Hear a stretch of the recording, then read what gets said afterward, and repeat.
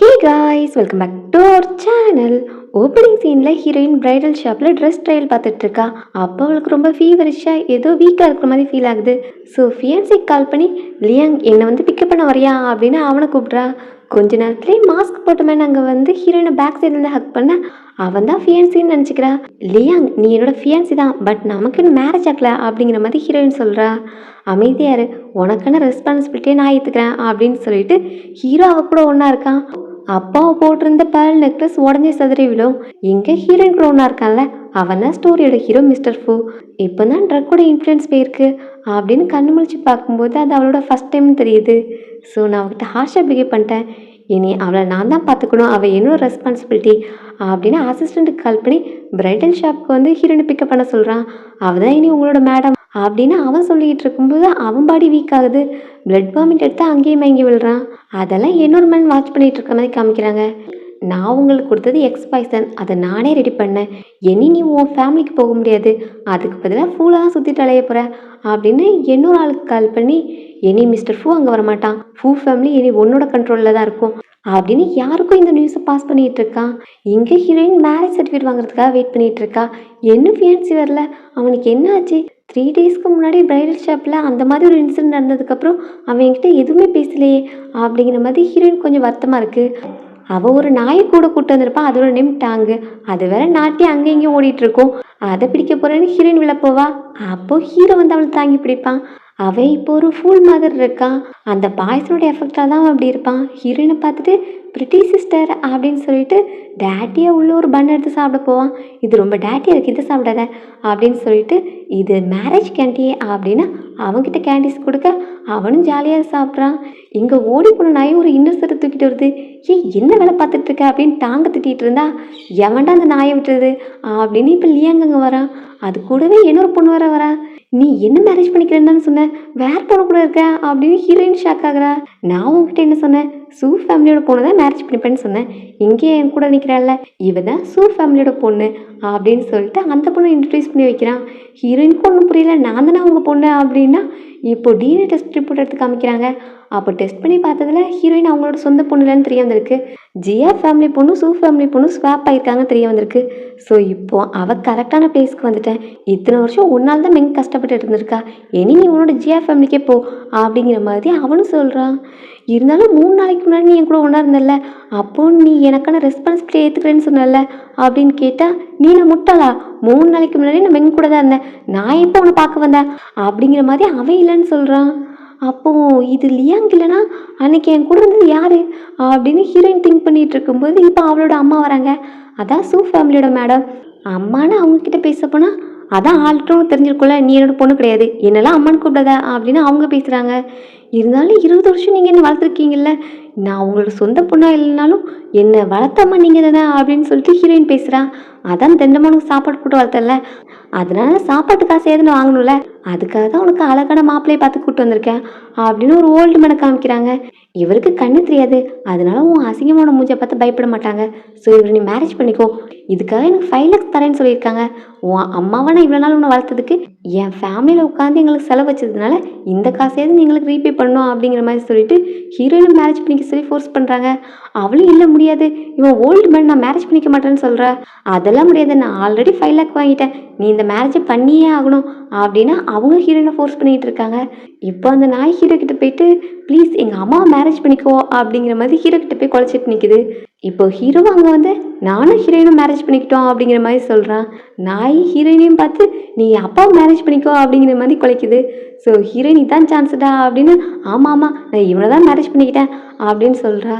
இந்த மேன் ஓல்டாக கண்ணு தெரியாமல் இருந்தாலும் இந்த ஃபூலை விட எவ்வளோ பெட்டர், நீ ஏன் ஒரு ஃபூலை மேரேஜ் பண்ணிக்கிட்ட அப்படின்னு எல்லாம் திட்டுறாங்க. இவன் ஃபூலாக இருந்தாலும் உங்களை மாதிரி சீட்டர்ஸை விட இவன் எவ்வளோ பெட்டர், எனக்கு இவனை தான் பிடிச்சிருக்கு அப்படின்னு ஹீரோயின் சொல்கிறா. அப்போ எனக்கு கல்யாணம் நடக்காதா, என் காசு திரும்ப தாங்க அப்படின்னு அந்த மேன் கத்திக்கிட்டு இருக்கான். இப்போ அந்த மேனை சமாளிக்க போகிறதுக்குள்ளே ஹீரோயின் அங்கேருந்து ஓடி வந்துட்டா. அவளுக்கு வேற இப்போ கஷ்டமாக இருக்குது, சூ ஃபேமிலியை விட்டு வெளியே வந்தாச்சு, இனி நான் எங்கே ஸ்டே பண்ணுவேன் அப்படிங்கிற மாதிரி அவள் ஃபீல் பண்ணுறா. அப்போ ஹீரோயின் ஆல்ரெடி அவனுக்கு கேண்டி கொடுத்துருப்பால, அந்த கேண்டியை இப்போ ஹீரோயினுக்கு கொடுக்குறான். இந்த கம்பெனியும் ஹீரோயினுக்கு பிடிச்சிருக்கு. அவன் என்னதான் ஃபுல்லாக இருந்தாலும் நான் அவனை மேரேஜ் பண்ணிக்கிட்டேன், அதனால டாங்கும் அவனும் இனி என்னோட ரெஸ்பான்சிபிலிட்டி, அவங்களுக்காக நான் ஒர்க்குக்கு போய் சம்பாதிச்சு அவங்க 2 பேரையும் நான் பார்த்துக்கணும் அப்படின்னு ஹீரோயின் நினைக்கிறா. ஹீரோட அம்மாவை தேடிட்டு இருக்காங்க. 3 நாள் ஆச்சு, என்ன எங்க மாஸ்டரையும் கண்டுபிடிக்கல, இன்னும் டிலே பண்ணிட்டு இருந்தீங்க, உங்க எல்லாரையும் ஃபயர் பண்ணிடுவேன் அப்படின்னு கோவத்துல கத்திட்டு இருக்காங்க. அப்பதான் ஹீரோ பத்தின நியூஸ் கிடைக்குது. ஹீரோ ரெஜிஸ்டர் ஆஃபீஸ் போய் மேரேஜ் சர்டிஃபிகேட் வாங்கியிருக்காங்க அப்படிங்கிற மாதிரி சொல்றாங்க. மேரேஜா? அவ யாரை மேரேஜ் பண்ணிக்கிட்டா அப்படின்னு கேட்கும்போது நேம் ஜியாமின்னு போட்டிருந்தது. பட் பெருசாக எதுவும் டீட்டெயில்ஸ் தெரில. அவங்க சூ ஃபேமிலி தான் அவங்க அட்ரஸ்ன்னு போட்டிருந்தது அப்படின்னு சொல்ல அம்மா இப்போ சூ ஃபேமிலிக்கு அவனை அனுப்புகிறாங்க. எங்கள் சூ ஃபேமிலியில் ஹீரோயினுக்கு எவ்வளோ தைரியம் தான் திரும்ப லக்கேஜ் எடுக்க வந்திருப்பா, அவளால் எனக்கு 5 lakh போச்சு அப்படின்னு இங்கே உள்ள லேடி கோவத்தில் இருக்காங்க. பொண்ணு அதுக்கு ஏற்றப்பல அவள் வெயிட் பண்ணட்டும் அப்படின்னு சொல்லிட்டு அவளை அங்கே வெளியே விட்டுட்டு இங்கே ஜாலியாக பேசி சிரிச்சிட்டு இருப்பாங்க. அந்த டைம் அசிஸ்டன்ட் லூக் கால் பண்ணி நாங்கள் உங்கள் வீட்டுக்கு வரோம் அப்படிங்கிற மாதிரி இன்ஃபார்ம் பண்ணுறாங்க. மிஸ்டர் ஃபோ ஆட்களை இங்கே அனுப்பியிருக்காங்கன்னா அப்போது நமக்கு அவங்க கூட கான்டாக்ட் கிடச்சிச்சின்னா எவ்வளோ நல்லாயிருக்கும் அப்படின்னு பேசிகிட்டு இருக்கும்போது தான் ஹீரோயின் வெளியே நிற்கிறது ஞாபகம் வருது. இவளால் நமக்கு எதுவும் பிரச்சனை வந்துடக்கூடாது அப்படின்னு லக்கேஜை தூக்கி போட்டு இங்கேருந்து உடனே இடத்த காலி பண்ணு. மிஸ்டர் ஃபூவோட ஆட்கள் இங்கே வராங்க, உன்னை மாதிரி அக்லியான ஒருத்தையை பார்த்தாங்கன்னா வீட்டுக்குள்ளே வரக்கூட அவங்களுக்கு தோணாது, ஒழுங்காக இங்கேருந்து ஓடிடு அப்படின்னு விரட்டி விட்டுறாங்க. ஹீரோவும் ஹீரோயினும் அங்கேருந்து கிளம்புன பிறகு தான் அசிஸ்டன்ட் அங்கே வரான். வந்தது இங்கே ஜிஎம்மிங் யார் அப்படின்னு கேட்க அவளை பற்றி எது கேட்குறீங்க, அவள் யாரையும் அஃபெண்ட் பண்ணிட்டாளா அப்படின்னு கேட்குறாங்க. அதெல்லாம் இல்லை, அந்த பொண்ணோட சர்டிஃபிகேட்டில் இந்த அட்ரஸ் தான் போட்டிருந்தது அப்படின்னு கேட்கும்போது அவள் எங்கள் வீட்டு வேலைக்காரி, பாவம் பார்த்து இங்கே வேலை போட்டு கொடுத்தோம், பட் இப்போ அவளோட பிஹேவியர் எதுவும் சரியில்லைன்னு சொல்லிட்டு வீட்டு விட்டு அடிச்சு விரட்டிட்டோம், அவளால் எங்கள் ஃபேமிலியில் கோவப்படாதீங்க அப்படிங்கிற மாதிரி இந்த லேடிஸ் சொல்கிறாங்க. என்னது இது வேலைக்காரியா, அப்பா அவளோட ஹஸ்பண்ட் அப்படின்னு கேட்கும்போது அவன் ஒரு பைத்தியக்காரன் அப்படின்னு சொல்கிறாங்க. யங் மாஸ்டர் எப்படி மென்டலாக இருப்பாங்க, மேபி இது தப்பான இன்ஃபர்மேஷனாக இருக்கும் அப்படின்னு அவனே கன்ஃபியூஸ் ஆகிட்டு கிளம்பிடுறான். இவங்க எதுக்கு ஹீரோயினை பற்றி விசாரிக்கிறாங்க அப்படின்னு ஃபுல் ஃபேமிலியோட நியூஸ் எடுத்து பார்க்கும்போது அங்கே யங் மாஸ்டர் காணுங்கிற மாதிரி போட்டிருக்கு. இதுக்கும் ஹீரோயினுக்கு என்ன சம்மந்தம் இருக்க போதா அப்படின்னு மெங் நினைக்கிறா. ஹீரோயின் ஸ்டே பண்ணுறதுக்காக ஒரு ரெண்டல் ஹவுஸ்க்கு வந்திருக்கா. இது குட்டியாக இருக்குன்னு நினைக்காத, சீக்கிரமே நான் சம்பாதிச்ச பிறகு பெரிய ஹவுஸ்க்கு போயிடலாம் அப்படின்னு ஹீரோ கிட்ட சொல்லிட்டு இருக்கா. ஹீரோவும் எனக்கு ஹவுஸையும் பிடிச்சிருக்கு ஒன்னையும் பிடிச்சிருக்கு அப்படின்னு சிரிச்சுக்கிட்டே சொல்கிறான். அந்த டைம் டிவிலையும் மிஸ்டர் ஃபூவை காணுங்கிற நியூஸ் போயிட்டு இருக்கும். பட் ஹீரோயின் அதை பார்க்காம பாத்ரூமில் சத்தம் கேட்குதுன்னு அங்கே போகிறான். அங்கே ஹீரோ குளிச்ச பிறகுதான் தெரியுது அழுக்கான ஹீரோ இவ்வளோ ஹேண்ட்ஸமாக இருக்கான்னு அவனும் சைட் அடிச்சிட்டு இருக்கா. என்னாச்சு உங்கள் ஃபேஸ்லாம் ரெட்டாக இருக்கு, நீங்களும் என் கூட சேர்ந்து வந்து குளிக்க வரீங்களா அப்படின்னு ஹீரோ கேட்குறான். ஐயோ இவன் என்ன பேசுகிறான் அப்படின்னு ஹீரோனுக்கு ரொம்பவே வெக்கமாக இருக்கு. நீ போய் தூங்க போ அப்படின்னு சொன்னால் ஹீரோ இப்போ பின்னாடியே வந்து அவளை ஹக் பண்ணுறான். அந்த ஹக் அந்த மாஸ்க் பர்சன் ஹக் பண்ண மாதிரியே இருக்கு.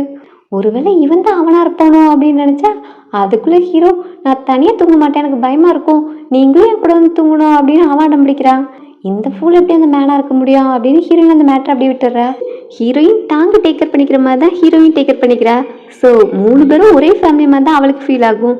மணி எர்ன் பண்ணணும்ல, அதுக்காக ஒரு ஸ்டால் மாதிரி செட்டப் போட்டு அதில் சேல்ஸ் எல்லாம் பண்ணிகிட்டு இருப்பா. அப்போ தான் ஹீரோயினையும் டேக்கர் பண்ணிக்க முடியும் அப்படிங்கிறதுக்காக ஒரு சின்ன ஸ்டாலாக போட்டு ரோட் சைட்லேயே அவளோட ஒர்க்கை பார்த்துட்டு இருப்பா. என்னதான் சூ ஃபேமிலியை விட்டு வரட்டினாலும் இவன் ஹாப்பியாக இருக்கா, ஒரு ஃபூலை மேரேஜ் பண்ணியிருக்கா, ஆனால் இன்னும் சந்தோஷமாகவே இருக்காதே அப்படின்னு மெங்குக்கு பார்த்து வயிறு எரியுது. ஸோ அவளை அட்டாக் பண்ணணும் வந்தால் இடையில ஹீரோ வந்து அவளை காப்பாற்றுறான். அதில் அவனுக்கு தலையில் காயப்படுது. ஹாஸ்பிட்டல் போய் அட்மிட் பண்ணுறான். அவகிட்ட காசும் இருக்காது.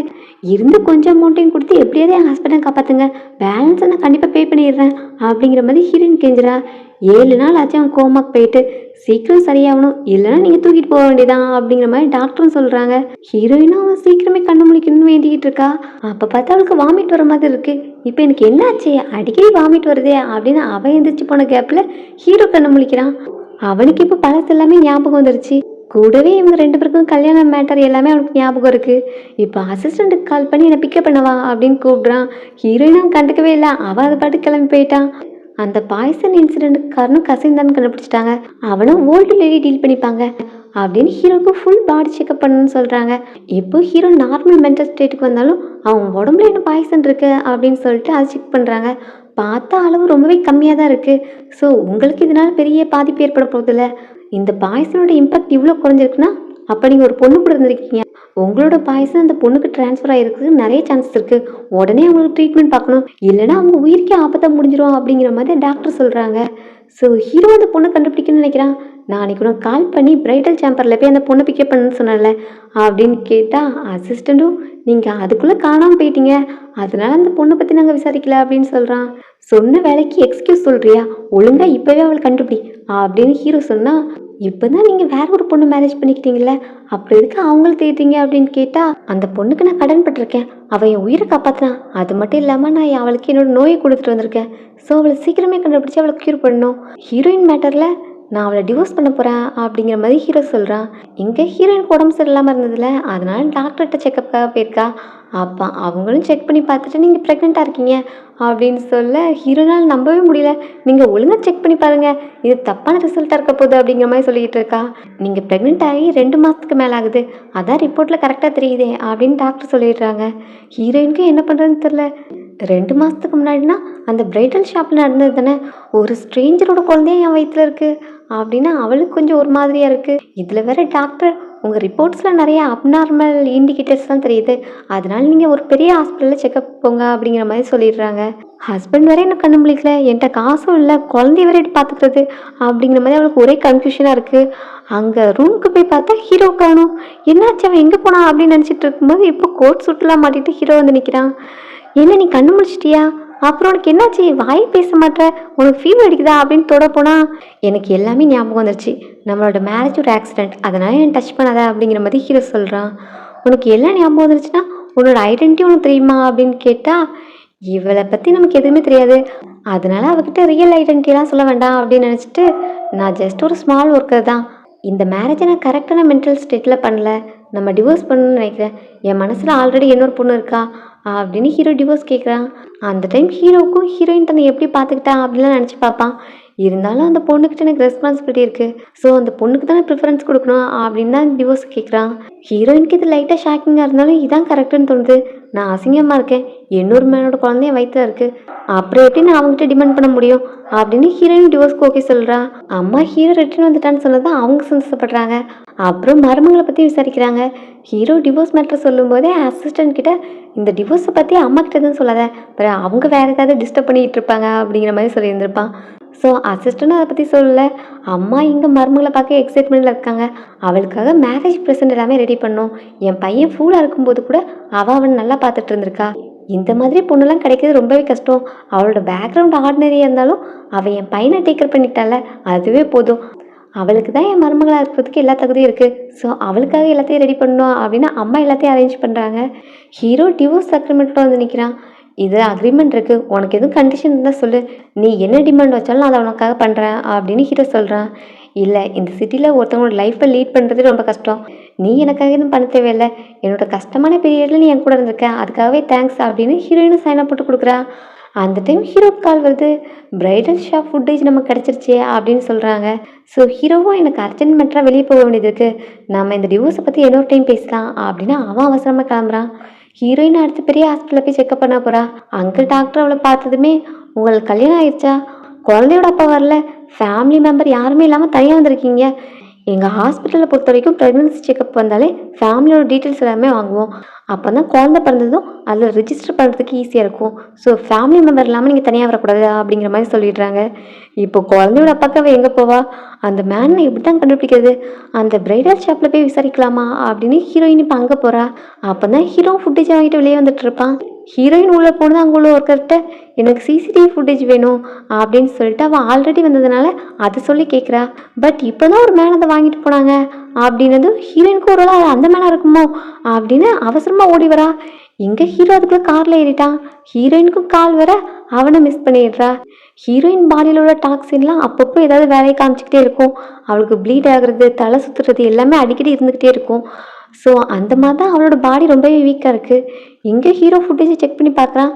அப்போ அந்த பொண்ணோட ஃபேஸத்தில் தெரியலனாலும் அவள் போட்டிருக்கிற அவுட்ஃபிட் டிசைனர் காஸ்டியூம், ஸோ இந்த காஸ்டியூம் யாரெல்லாம் வச்சுருக்காங்கன்னு விசாரி, அந்த பொண்ணை நான் கண்டுபிடிச்சே ஆகணும் அப்படின்னு ஹீரோ சீரியஸ் இந்த மேட்டரில் இன்வால்வ் ஆகியிருக்கான். இங்கே சூ ஃபேமிலிக்கு ஒரு பெரிய பிரச்சனை ஆகி போச்சு. ஹீரோயின் ஒரு பேல் நெக்லஸ் போட்டிருந்துருப்பால, அந்த நெக்லஸை ஹீரோயின் தான் ரெடி பண்ணியிருப்பா, அதோட டிசைனை ஒரு காம்படிஷனுக்காக அனுப்பியிருப்பாங்க, அந்த காம்படிஷனில் அவளோட டிசைன் தான் வின் பண்ணியிருக்கு. இப்போ டிசைன் அவங்க ஃபேமிலிக்கிட்ட இல்லை, அந்த ஒரிஜினல் பீஸும் அவங்கக்கிட்ட இல்லை. ஸோ இப்போ ஹீரோயின்ட்டு இந்த அவார்ட் வின் பண்ணிச்சுன்னு சொன்னால் அவள் எப்படி அந்த நெக்லஸ் நமக்கு தருவா, பட் இந்த நெக்லஸ் பீஸ்லலாம் நம்மளால் ஃபூ குரூப் கூட கோஆப்ரேஷன் பற்றி பேச முடியாது அப்படிங்கிற மாதிரி என்ன பண்ணலாம் அப்படின்னு யோசிச்சுக்கிட்டு இருக்காங்க. ஆமாம், அவளே அந்த நெக்லஸ் தர்ற மாதிரி நான் ஒரு வேலை பண்ணுறேன் அப்படின்னு சொல்லிட்டு மெங்க அவளோட வேலையை ஸ்டார்ட் பண்ணுறா.